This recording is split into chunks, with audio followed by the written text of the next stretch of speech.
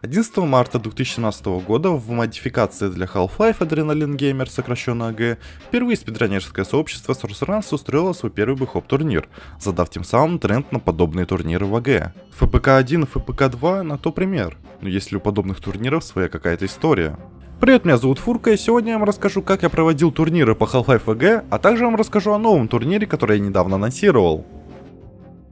Все началось еще в августе 2022 года, когда я решил попробовать создать собственный бэкхоп-турнир в АГ. Первый турнир ФБК, расшифровывается как Furka's Backhop Cup, был для меня что-то вроде попробовать по приколу, и я не думал о нем как о серьезном турнире. Думаю, по музыке в тизере это понятно. Но как позже оказалось, хоть и поначалу были рофл моменты, как, например, один из матчей на карте КЗ Анубис, который никто не мог пройти на протяжении 10 и более минут. Но поистине легендарно было противостояние на том турнире Геймпад против Кизимов, а именно один из матчей четвертьфинала, где была та самая легендарная ошибка от Геймпад.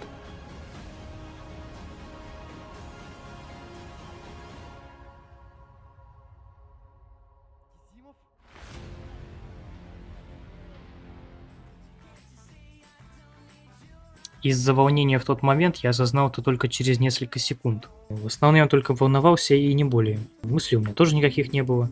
У меня руки тряслись очень сильно, и из-за этого поворот, который надо сделать перед этим склоном, у меня получился слишком медленный. И прыжок я сделал не от края блока, а больше от центра, и дистанция до конца увеличилась. Ну и, соответственно, таким образом я не смог долететь. Потом, конечно, был реванш в финале нижней сетки, где Кизимов проиграл с счета 1-0 в свою пользу. Турнир по итогу закончился борьбой Геймпад и QTB, где QTB, имея счет 1-0 в свою пользу, потом проиграл со счетом 3-2 против Геймпад.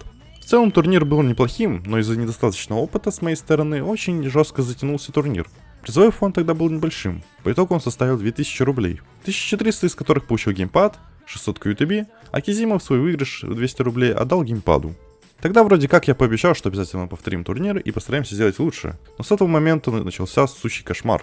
Это была середина января 2023 года. Тогда я в прошлом дискорд-сервере турнира ФБК-1 сделал анонс Furka's Winter Cup номер 2 и устроил голосование, где попросил участников выбрать, какие 3 карты из 10 стоит убрать. Также мы поменяли пул карт. Теперь их было не 9, как на ФБК-1, а многим привычные 7 карт. Но тогда турнир пришлось отменить и, как я тогда пообещал, перенести на лето. Что же случилось? Тогда, если мне не изменяет память, я посрался с китами по очень глупой причине. Этот фактор немного повлиял на мораль, но основная причина, почему была отмена, нехватка игроков. Насколько я помню, тогда кое-как набралось 8 человек, что было категорически мало. Второй фактор — это человек, который занимался сервером. Он в моменте попросил денег за его помощь, хотя это изначально не обговаривалось. Все эти проблемы на меня нахлынули в моменте, и на дизморале я отменил турнир, сказав, что переносится на лето. Но тогда я хотел сказать, что полностью отменю турнир и заброшу это дело. Но тогда жаба душила, так как чувствовал ответственность перед игроками. Прошло время, все наладилось, и мы все-таки договорились попробовать еще раз сделать турнир. 10 мая 2023 года происходит анонс турниров ФБК-2. По тизеру, как вы можете понять, он уже стал немного серьезнее, чем был до этого. Да и в целом ситуация стала намного лучше. Побольше людей, чем в предыдущий раз, также 7 карт, и даже вернулись те же люди, а именно Геймпад и Кизимов. Позже среди их двоих, скорее всего, произошел скандал после того, как Геймпад выиграл Кизимова со счетом 2-0. Но, когда наступил финальный день, Геймпад отказался от участия. В общем, следующий матч должен быть Геймпад против Живака, но я удивляю всех, Геймпад тех поражения.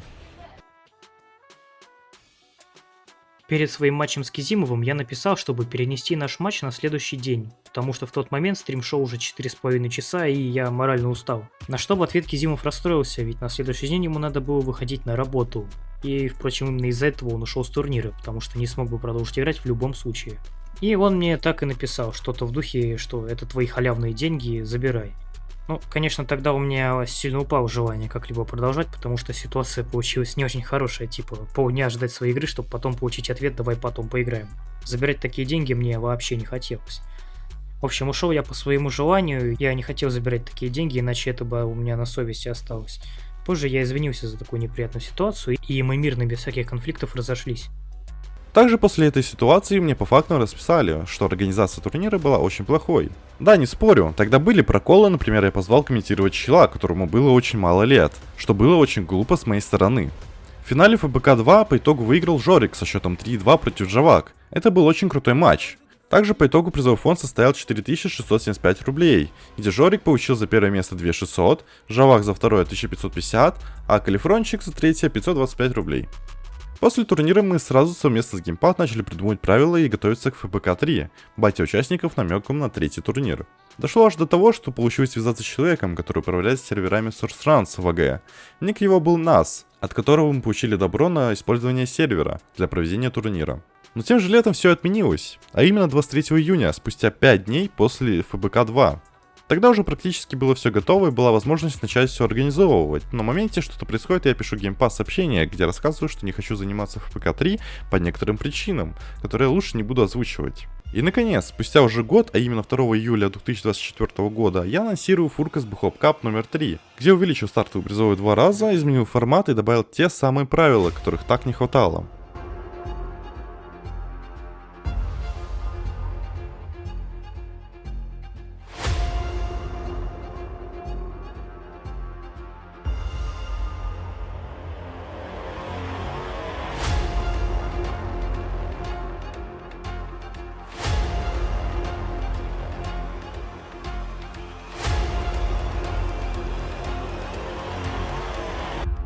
Они идут супер вровень. Жиргалый!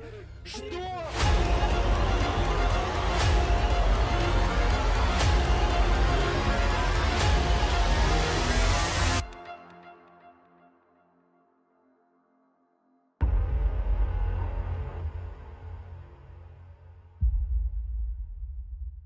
Что же изменилось в формате проведения турнира? А все просто. Дабы не делать специальные турниры для новичков, среднячков и проигроков, я придумал разделить турнир на групповую стадию и плей-офф. Суть в том, что в групповой стадии пройдут в плей-офф только 2 человека, попавших в финал своей группы. И тот, кто выиграл финал группы, проходит сразу полуфинал. Благодаря этой системе мы можем ускорить процесс проведения матчей, так как параллельно будут проходить матчи из другой группы, за которыми будет следить админ. Но зачем же нужны были правила? Это, наверное, глупый вопрос, но раньше я думал, что они реально и не нужны. Конечно же, они нужны ради того, чтобы было все под строгим контролем, а также, чтобы люди не затягивали матчи по глупым причинам. Также есть и правила для комментаторов, чтобы те, в свою очередь, были адекватными. В общем, сейчас вовсю мы ведем набор участников на наш турнир, потому что чем больше, тем лучше. Поэтому, друзья, если вы хотите поучаствовать в турнире или просто последить за событиями, то ссылка на Discord сервер турнира будет в описании. Будем ждать. К слову, если кто-то разбирается в HLAE в Gold Source, буду благодарен, если поможете. Что ж, друзья, на этом видеоролик подходит к концу. Я, конечно, хотел сделать простенький анонс насчет нового турнира Furkas Bhop Cup 3, но считаю, получилось интересно. Конечно же, я надеюсь, что вам понравился подобного рода контент. Если это действительно так, то влепите большой палец вверх, а также подпишитесь на канал, если вы не подписаны. Ведь контент по Half-Life буду стараться делать как можно чаще и больше. Также заходите в наш Discord сервер, там вы быстрее всех будете узнавать об анонсах. Например, ФБК 3 я анонсировал намного раньше, чем вышло это видео. Удачи участникам, и мы еще увидимся. Всем спасибо и всем пока-пока.